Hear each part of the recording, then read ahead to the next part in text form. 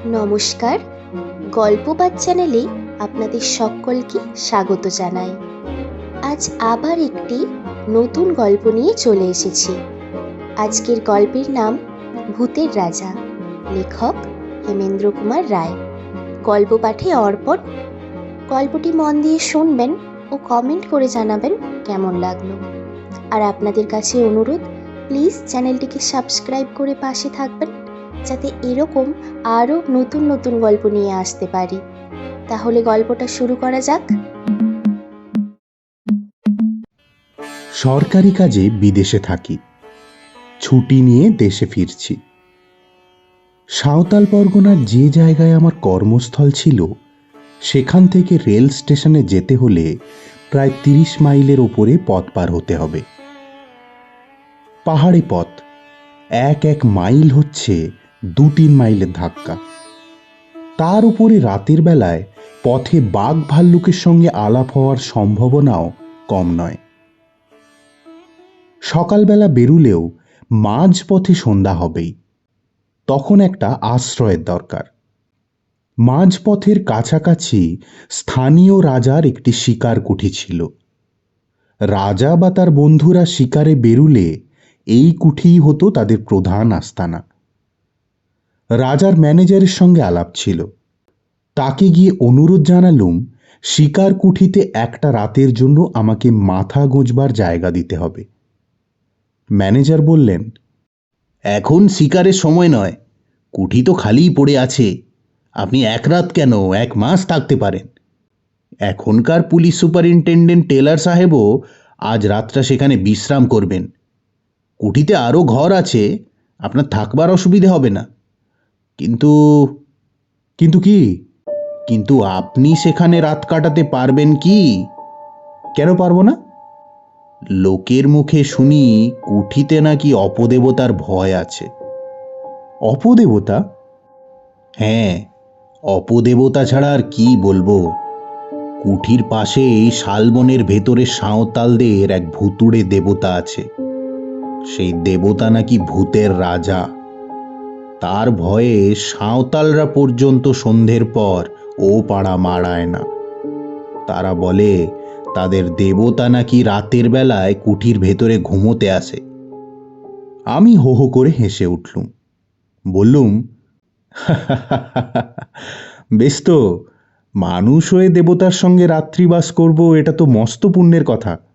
আমি রাজি। ম্যানেজার বললেন, আমি অবশ্য সব ছেলে মানুষই কথায় তত্ত্বটা বিশ্বাস করি না, তবু বলা তো যায় না। যথাসময়ে ডুলিতে চড়ে রওনা হয়ে সন্ধ্যের কিছু আগেই শিকার কুঠিতে পৌঁছলুম। ডুলি বেয়ারারা বলে গেল, মাইল 3 তফাতে একটা গাঁয়ে গিয়ে তারা আজকের রাতটা কাটাবে। কাল সকালে আবার ডুলি নিয়ে আসবে। কুঠির বারান্দায় একখানা বেতের চেয়ারে বসে টেলার সাহেব তামাকের পাইপ টানছিলেন। সাহেবের সঙ্গে আমার বেশ পরিচয় ছিল। আমাকে দেখে সাহেব বললেন, এই যে গুপ্ত, যে তুমি কোথায় যাচ্ছ? ছুটি নিয়ে দেশে ফিরছি। তুমি? আমি হোমে যাচ্ছি। তুমি কি আজ এখানে থাকবে? হ্যাঁ সাহেব। বেশ বেশ, দুজনে একসঙ্গে রাত কাটানো যাবে, ভালোই হলো। 2 জন কেন সাহেব? 3 জন তো। 3 জন আবার কে? তুমি কি আমার আর্দালির কথা বলছো? ও, তাকে তো আমি মানুষের মধ্যেই গণ্য করি না। না সাহেব, তোমার আর্দালির কথা বলছি না। তবে কি কুঠির দারওয়ানের কথা ভাবছো? সে রাত্রে এখানে থাকে না? না না, আমি দারোয়ানের কথাও বলছি না। তুমি কি শোনোনি সাহেব, সাঁওতালদের এক দেবতা রাত্রে আমাদের সঙ্গী হতে পারেন? টেলার হেসে বললে,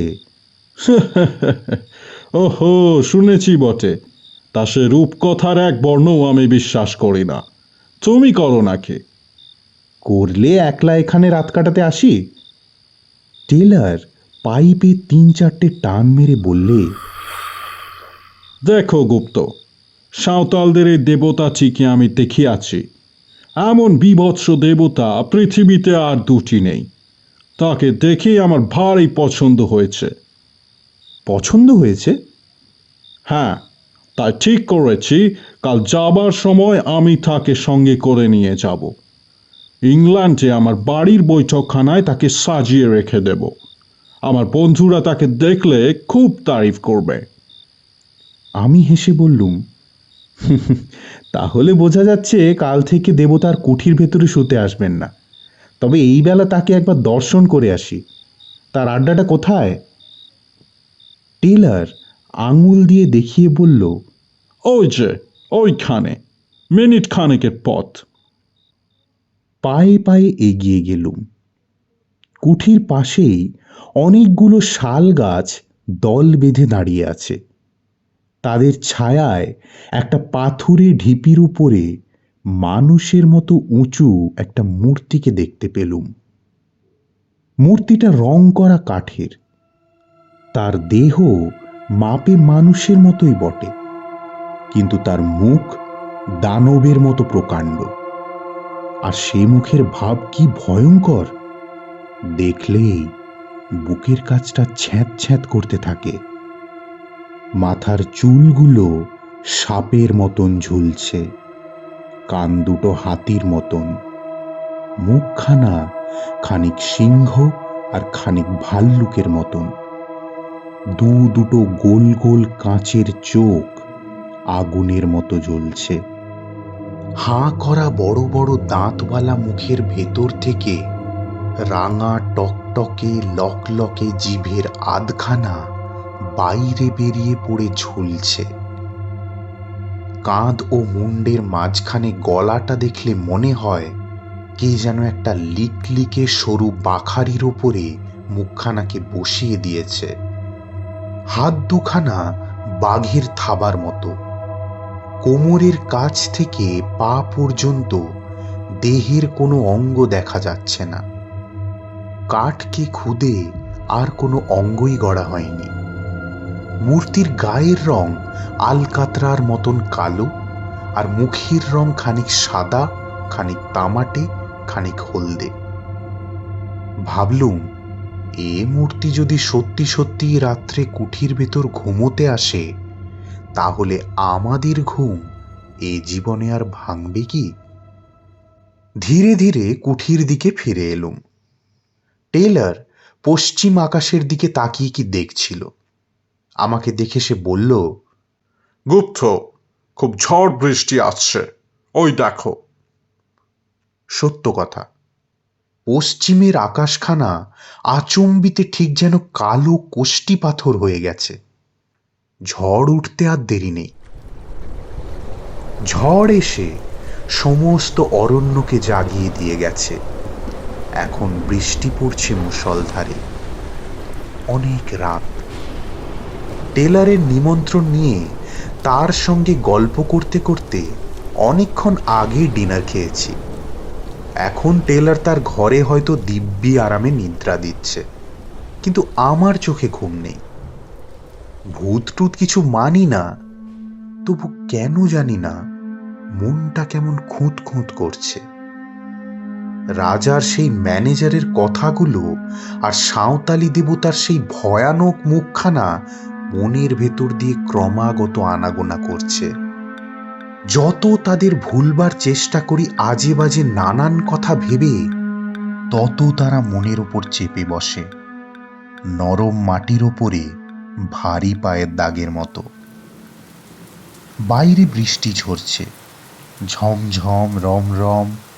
মাঝে মাঝে ঝোড়ো দমকা হাওয়া হা হা করে উঠছে, যেন কোনো আহত আত্মার কান্না। চারিদিক থেকে বনের গাছপালাগুলো মড়মড় করে যেন কোনো শত্রুকে অভিশাপ দিচ্ছে। তারই ভিতর থেকে একবার শুনলুম হায়নার অট্টহাসি, একবার শুনলুম শৃগাল দলের মরা কান্না, একবার শুনলুম বাঘের গর্জন।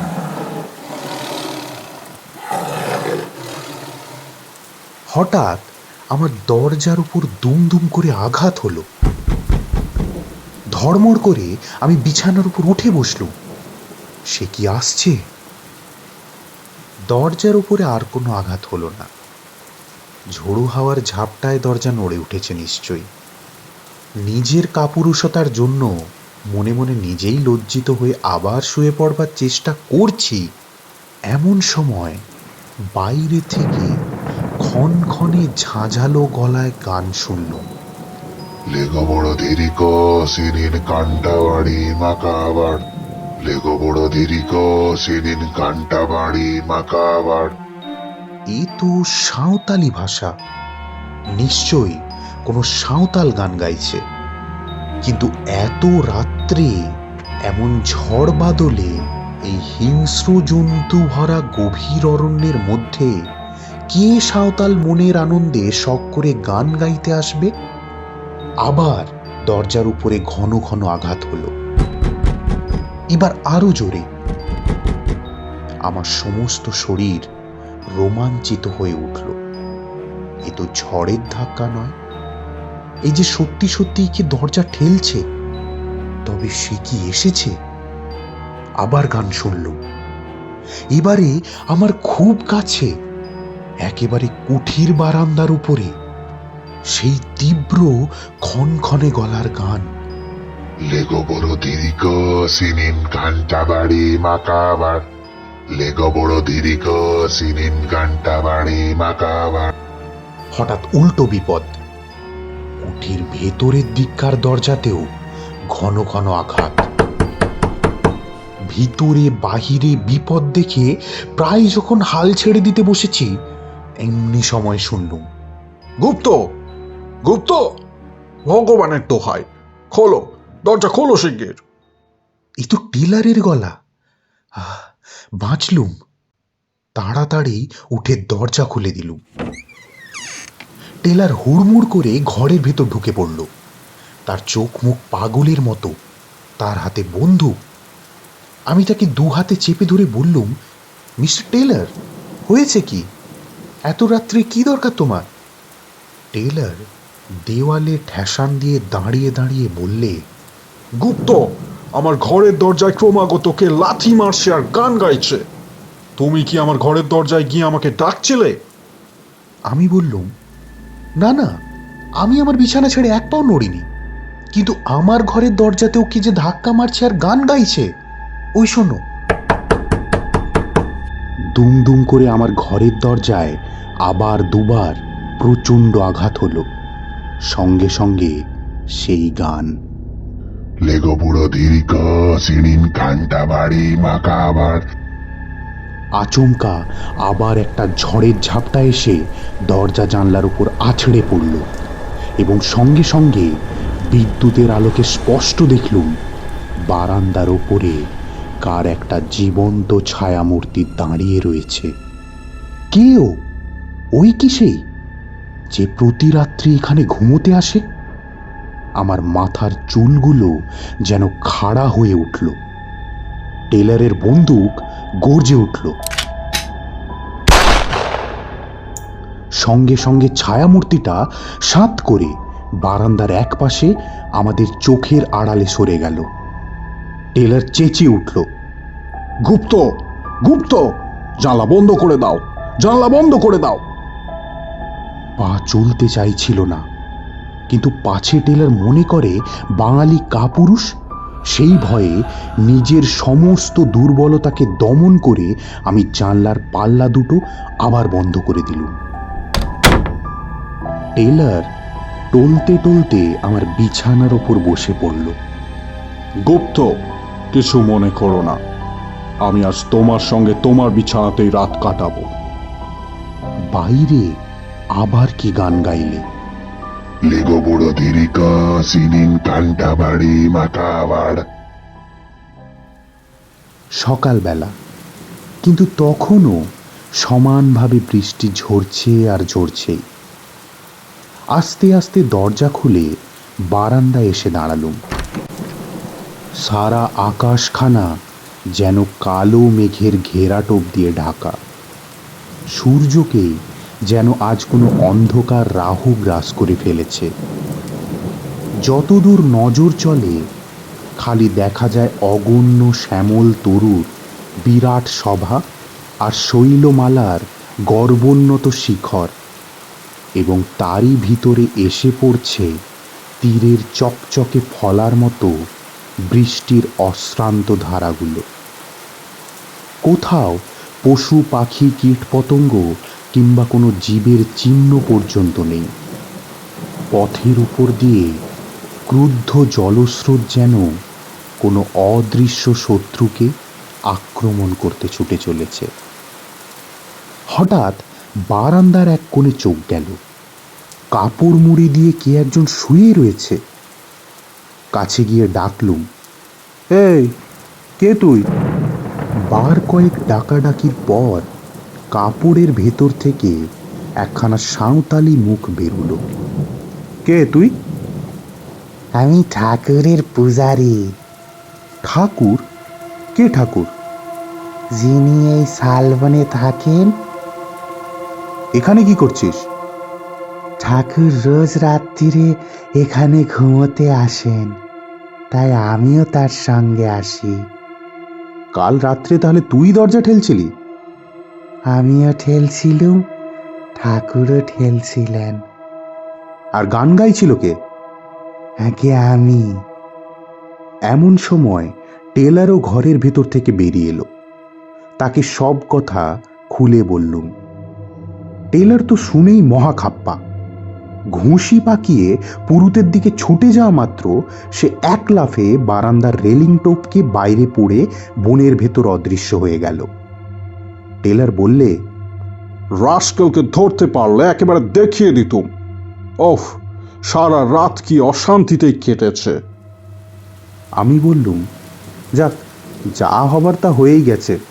এখন আমাদের কি উপায় হবে? কুঠির দারোয়ানও তো এলো না। ডুলি বেয়ারাও এই দুর্যোগে বোধহয় আসবে না। আমরা যাব কেমন করে?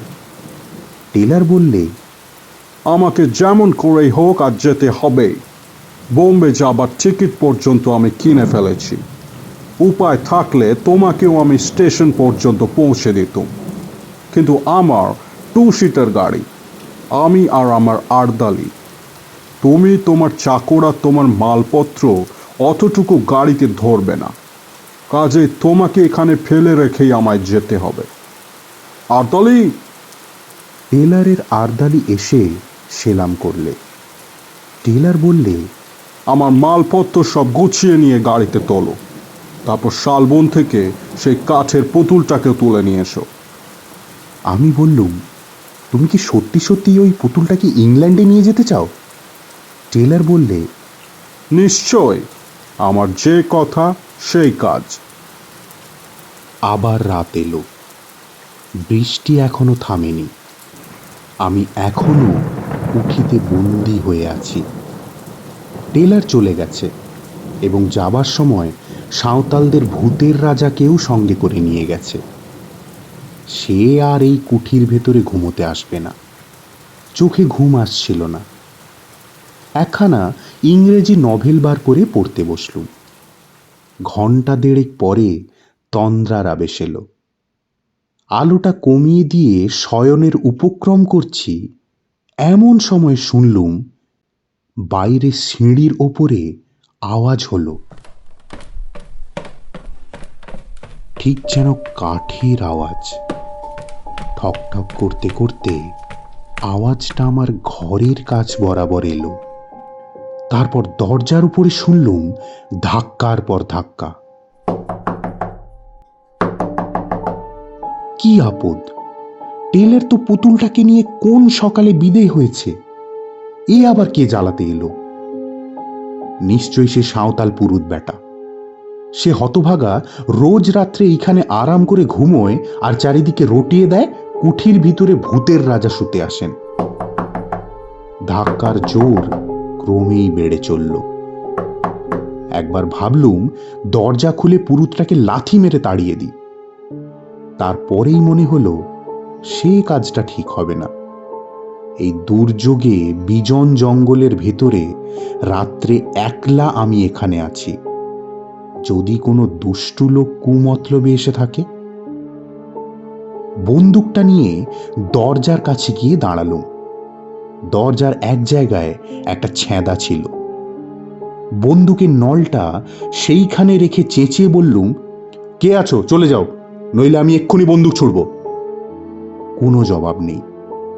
দরজার উপরে ধাক্কাও থামল না। এখনো আমার কথা শোনো, নইলে। বাইরে বিশ্রী গলায় কে হাসতে লাগলো।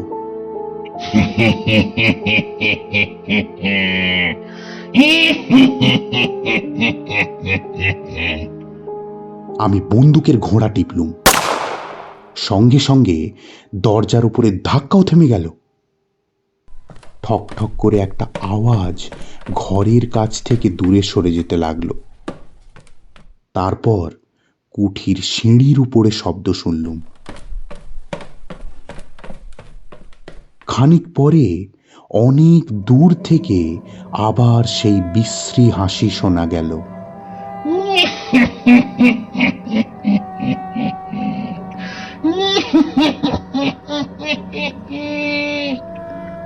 সে হাসি অমানবিক, শরীরের রক্ত যেন জল করে দেয়।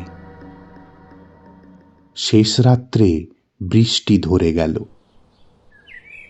সকালে দরজা খুলতেই কাঁচা সোনার মতো কচি রোদ এসে ঘরখানা যেন হাসিতে ভরিয়ে তুললে। রোদ দেখে মনটা খুশি হয়ে উঠল। বারান্দায় বেরিয়েই দেখি এক কোণে কাপড় মুড়ি দিয়ে কে শুয়ে রয়েছে। তেড়ে গিয়ে মারলুম তাকে এক ধাক্কা। ধড়মড় করে সে উঠে বসল। সেই সাঁওতাল পুরুতটা। ক্রুদ্ধস্বরে বললুম, কাল আবার এখানে কি করতে এসেছিলি? ভারী চালাকি পেয়েছিস না? লোকটার মুখের ভাব একটুও বদলালো না। শান্তস্বরে বলল, আমার ঠাকুর কাল এখানে ঘুমোতে এসেছিলেন, আমিও তাই এসেছিলুম। তো ঠাকুর কোথায়? সাহেব তো তাকে নিয়ে চলে গেছে। আমার ঠাকুর যেখানে থাকেন সেইখানেই আছেন। মিথ্যে কথা, আমি নিজের চোখে দেখেছি টেলার তাকে নিয়ে চলে গেছে। আমার ঠাকুর যেখানে থাকেন সেখানেই আছেন। কুঠি থেকে বেরিয়ে পড়ে ছুটে পাশের শালবনে গিয়ে হাজির হলুম। সবিস্ময়ে দেখলুম ভূতের রাজা চোখ পাকিয়ে লকলকে জিভ বার করে ঠিক সেইখানেই দাঁড়িয়ে আছে। আর ও কি? মূর্তির পেটের উপরে একটা গর্ত, ঠিক যেন বন্দুকের গুলির দাগ। গর্তের চারপাশে রক্ত জমাট হয়ে আছে। মূর্তির আরো নানান জায়গাতেও রক্তের চিহ্ন। তবে কি আমার বন্দুকের গুলিতেই? ভাবতে পারলুম না। মূর্তির দিকে আর তাকাতেও পারলুম না। কেমন একটা অজানা ভয়ে আমার সমস্ত শরীর যেন আচ্ছন্ন হয়ে গেল। প্রাণপণে দৌড়ে সেখান থেকে পালিয়ে এলুম। কলকাতায় ফিরে এসেই খবরের কাগজেই বিবরণ পড়লুম। সাঁওতাল পরগনার police superintendent mister J Taylor কর্ম হইতে অবসর লইয়া বিলাতে যাইতেছিলেন, কিন্তু পথের মধ্যে এক বিপদে পড়িয়া খুব সম্ভব তিনি প্রাণ হারাইয়াছেন। স্থানীয় জঙ্গলের ভেতরে তার মোটর গাড়ি পাওয়া গিয়াছে। মোটরের ওপরে, ভিতরে ও চারিপাশে রক্তের দাগ, কিন্তু মিস্টার টেলার ও তাহার আরদালির কোনো সন্ধান পাওয়া যাইতেছে না। পুলিশ সন্দেহ করিতেছে মিস্টার টেলার ও তার আরদালিকে ব্যাঘ্র বা অন্য কোনো হিংস্র জন্তু আক্রমণ করিয়াছে।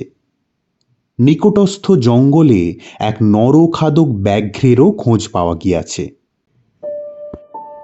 বুঝলুম সেই ভুতুড়ে মূর্তির গায়ে যে রক্ত লেগেছিল, তাহলে সেই রক্ত হচ্ছে হতভাগ্য টেলারের আর তার আরদালির গায়ের রক্ত। এবং সেই সাঁওতাল পুরুতটাই নিশ্চয়ই কোনো গতিকে খবর পেয়ে ভূতের রাজাকে আবার শালবনে ফিরিয়ে এনেছিল। মনকে এই বলে প্রবোধ দিলুম বটে, কিন্তু প্রতিজ্ঞা করলুম শিকার কুঠিতে আর কখনো রাত্রিবাস করব না। কিসে কি হয় কে জানে। গল্পটি মন দিয়ে শোনার জন্য অসংখ্য ধন্যবাদ। গল্পটি যদি ভালো লাগে তাহলে একটি লাইক ও বন্ধুদের সাথে শেয়ার করে দেবেন। আপনার কাছে আবার অনুরোধ করছি, চ্যানেলটিকে প্লিজ সাবস্ক্রাইব করে দেবেন, যাতে এরকম আরও ভিন্ন স্বাদের গল্প নিয়ে ফিরে আসতে পারি গল্পবাজ। ধন্যবাদ।